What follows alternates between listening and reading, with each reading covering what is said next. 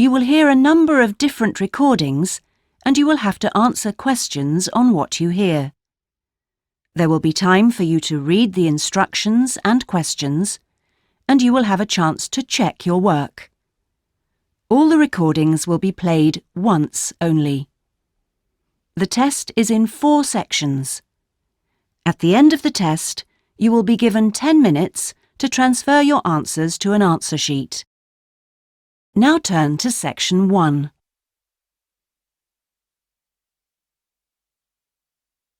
Section 1. You will hear a telephone conversation between a customer and a representative of an insurance company. First, you have some time to look at questions 1 to 5.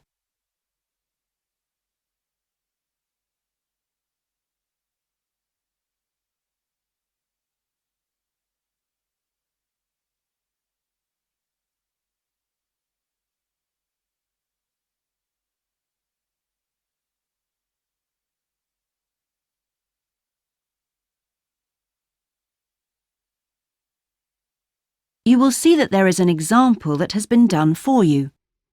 On this occasion only, the conversation relating to this will be played first.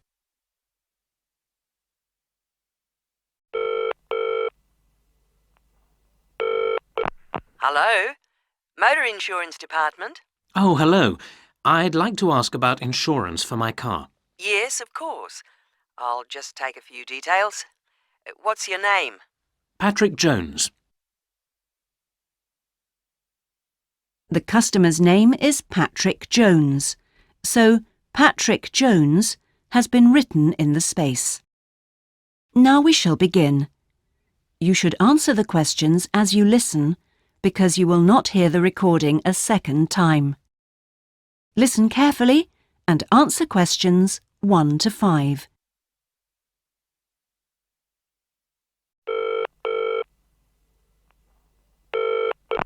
Hello? Motor Insurance Department? Oh, hello. I'd like to ask about insurance for my car. Yes, of course. I'll just take a few details. What's your name? Patrick Jones. And your address? It's 27 Bank Road. 27 Bank Road. Is that in Greendale? Yes. And what's your daytime phone number? My work number is 730453. And could I ask what your occupation is? Dentist. OK. Now, a few details about your car. What size is the engine? It's 1200 cc's. Thank you. And the make and model? It's a Houghton Sable. Could you spell the model name, please? Yes. S-A-B-L-E. Oh, yes. Thanks. And when was it made? 1997. Lovely. Right. I presume you've had a previous insurer? Yes. Right. We need to know the name of the company. Yes, it was Northern Star. Thank you. And have you made any insurance claims in the last 5 years? Yes, one in 1999. And what was the problem? It was stolen, but... That's fine, Mr. Jones. That's all we need to know at the moment. Before you hear the rest of the conversation, you have some time to look at questions 6 to 10.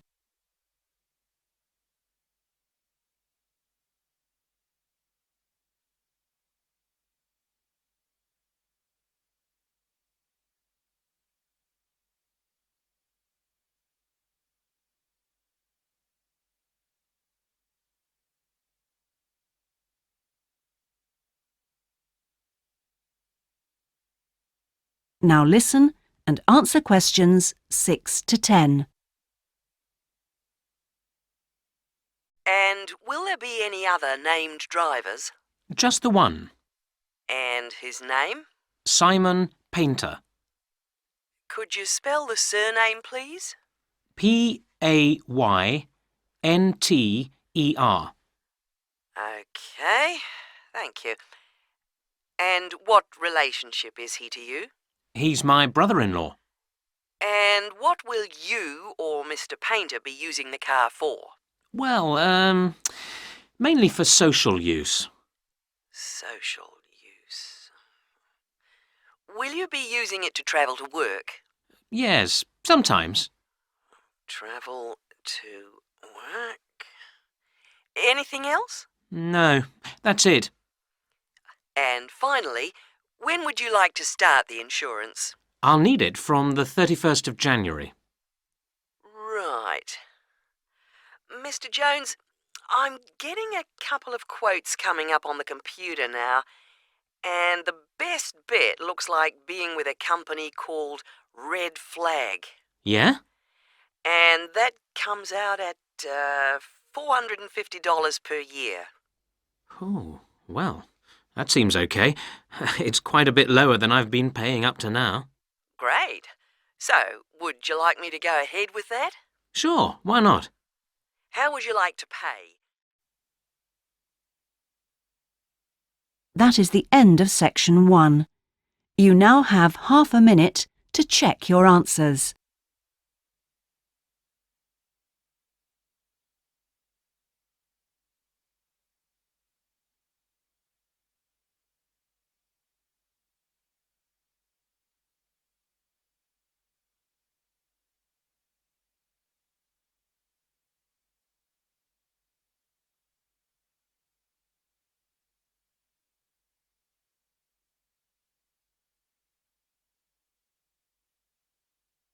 Now turn to section 2.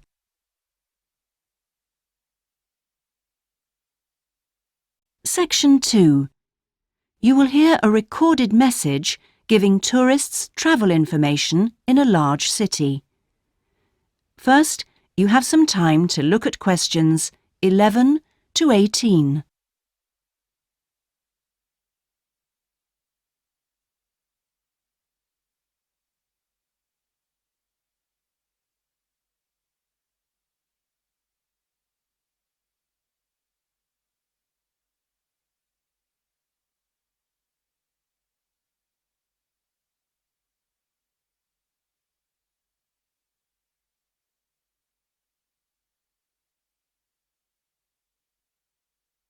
Now listen carefully and answer questions 11 to 18. Thank you for calling the tourist line. There are many different ways of getting round the city, and we'd like to suggest some you may not have thought of. How about a city trip by boat? There are 4 main stopping points. From west to east, Stop A, Greenbanks, Stop B, City Bridge, Stop C, Roman Landing, and Stop D, Newtown. You can find the main booking office at Stop A. The first boat leaves at 8 a.m. and the last one at 6:30 p.m. There are also many attractions you can visit along the river. At Stop A, if you have time, you can visit the fine 16th century palace here, built for the king, with its beautiful formal gardens. It's very near the booking office. Now you can enjoy every corner of this superb residence. Stop B. Why don't you visit Tower Restaurant with its wide range of refreshments? This is a place where you can sit and enjoy the wonderful views over the old commercial and banking centre of the city.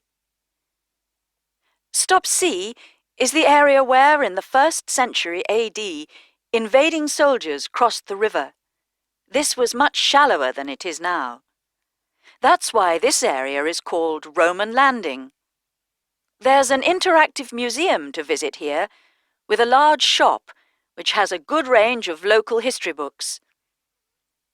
At the furthest point of the trip, Stop D, the most exciting place to visit is the new entertainment complex with 7-screen cinema, bowling alley, and video games arcade. Before you hear the rest of the message, you have some time to look at questions 19 and 20.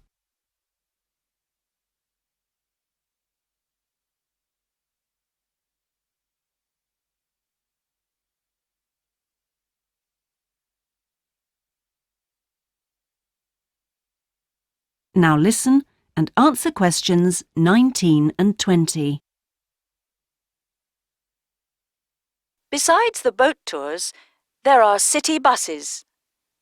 2 companies offer special services. The top bus company runs all its tours with a live commentary in English. Tours leave from 8:30 a.m. every 20 minutes. There are departures from Central Station, Castle Hill, and Long Walk. This is a hop-on, hop-off service, and tickets are valid for 24 hours. For further details, call Top Bus on 0208 944 7810. The number 1 sightseeing tour is available with a commentary in 8 languages. Buses depart from Central Station every 5 to 6 minutes from about 9 a.m., with the last bus at around 7 p.m. There are also number 1 services with an English-speaking guide. That is the end of section 2. You now have half a minute to check your answers.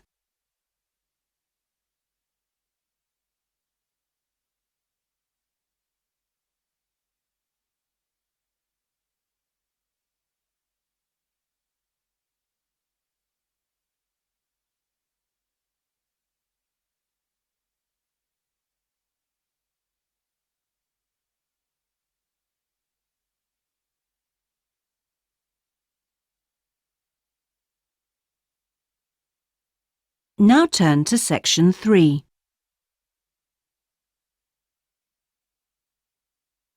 Section 3. You will hear a seminar with Dr. Martin Merriweather of the Antarctic Centre in Christchurch, New Zealand. First, you have some time to look at questions 21 to 26.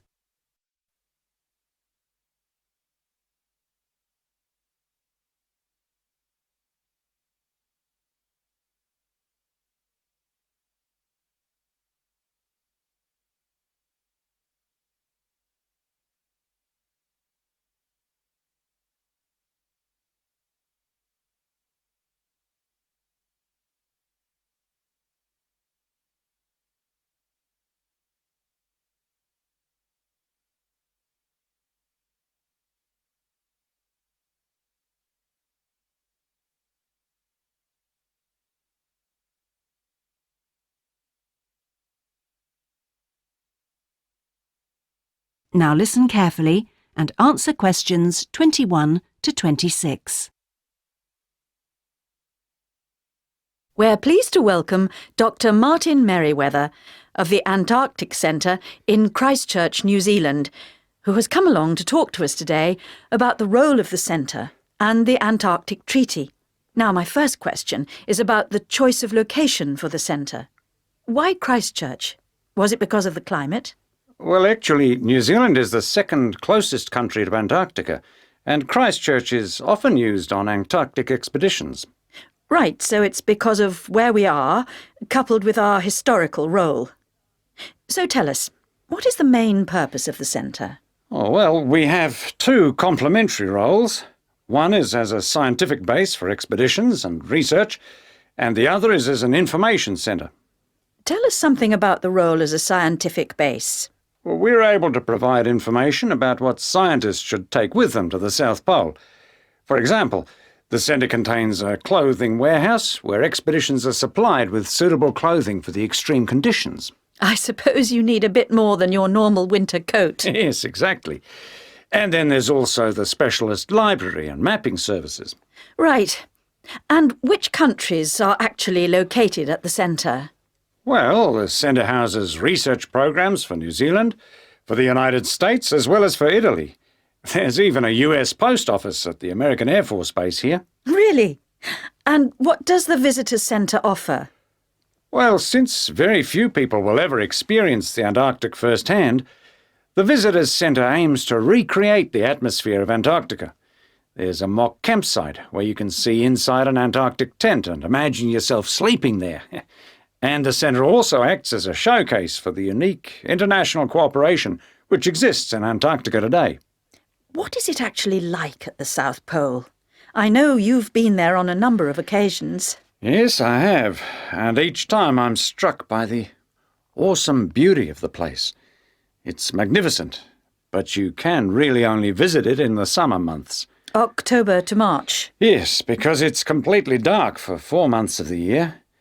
And, in addition, it has to be the coldest place on Earth. Colder than the North Pole? Why is that? Well, unlike the North Pole, which is actually a frozen sea, Antarctica is a landmass shaped like a dome, with the result that the winds blow down the slopes at speeds of up to 150 kilometres an hour. And that's what makes it so cold. Oh. And one other interesting thing is that Antarctica is the driest continent on Earth, surprisingly, and so you have to drink large amounts of water when you're there. How old is Antarctica?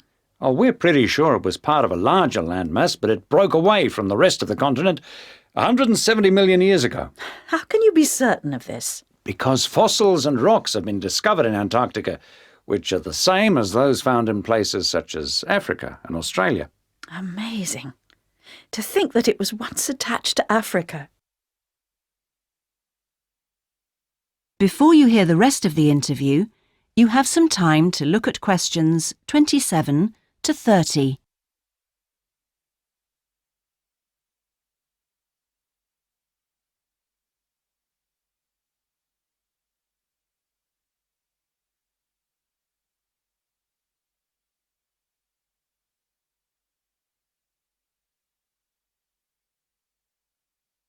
Now listen and answer questions 27 to 30. Now, let's just have a look at the Antarctic Treaty. How far back does the idea of an international treaty go? Well, as far back as the 19th century, when 11 nations organised an international event. When was that exactly? In 1870, and it was called the Polar Research Meeting. And then, not long after that, they organised something called the First International Polar Year.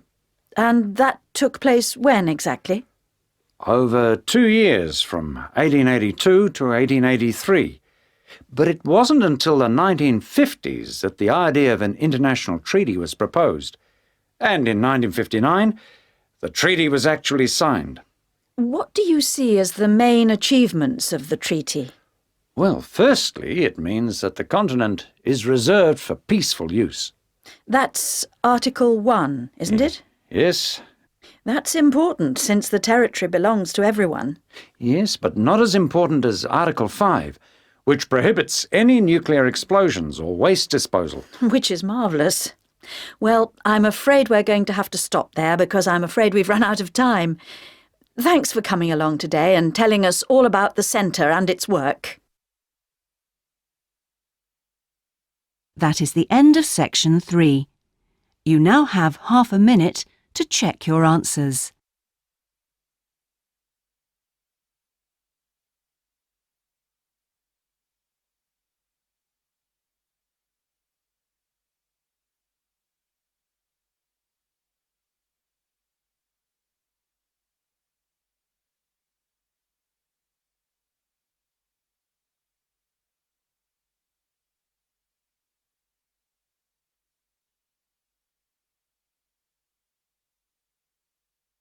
Now turn to section 4.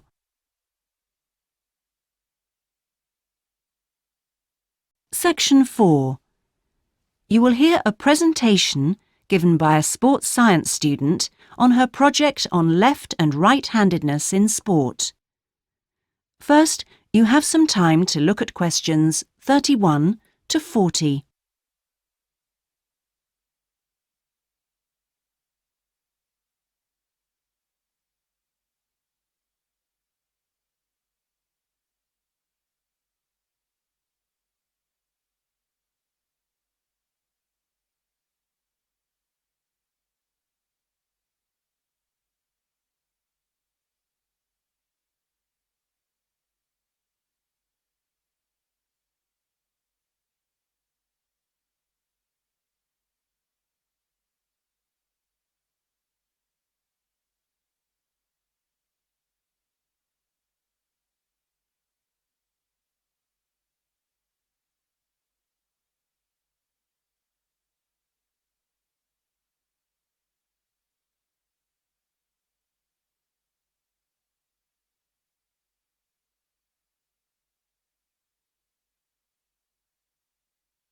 Now listen carefully and answer questions 31 to 40.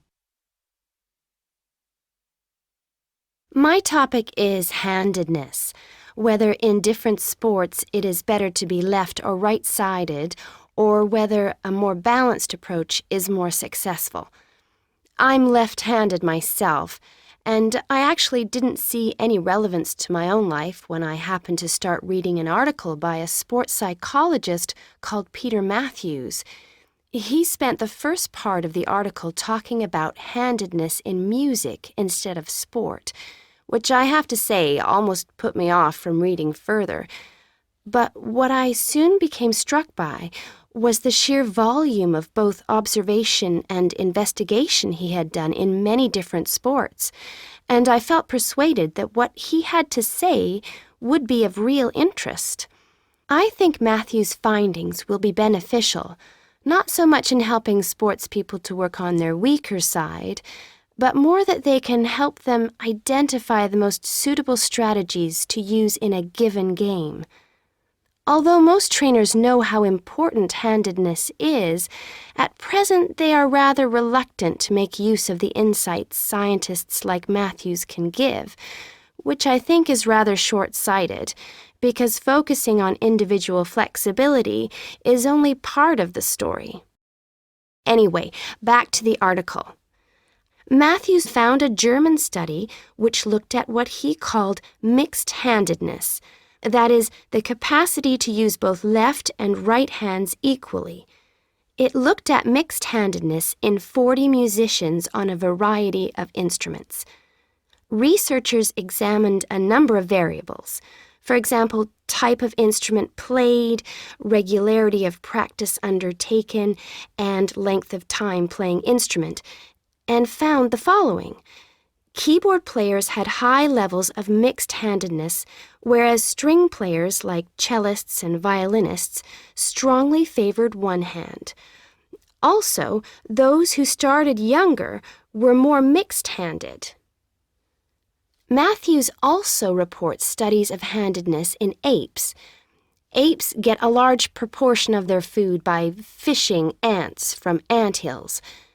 The studies show that apes, like humans, show handedness, though for them right and left-handedness is about equal, whereas about 85% of humans are right-handed.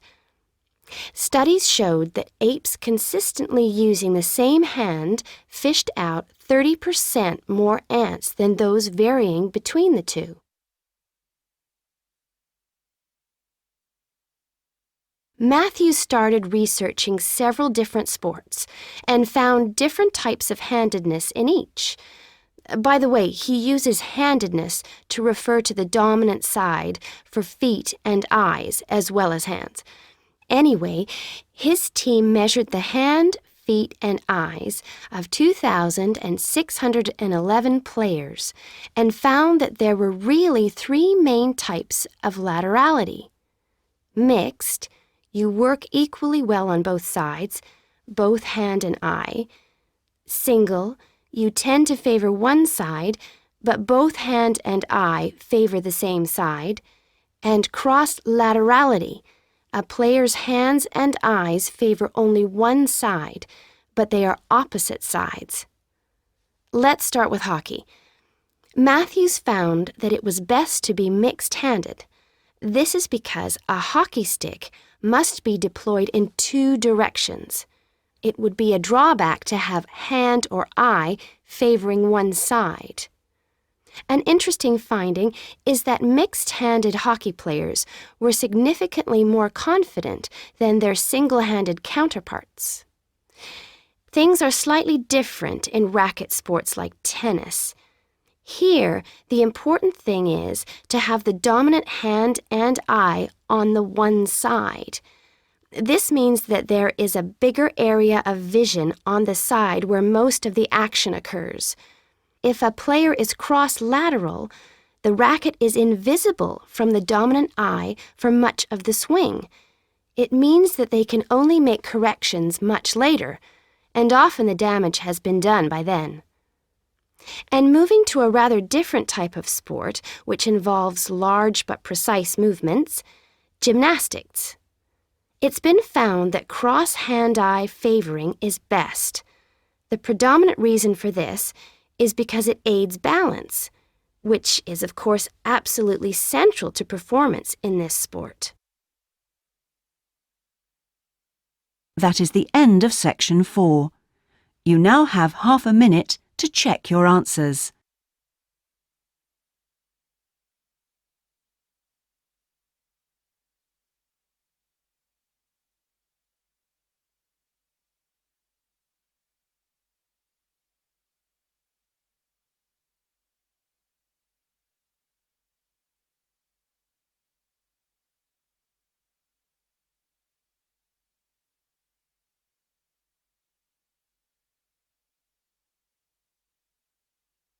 That is the end of the listening test.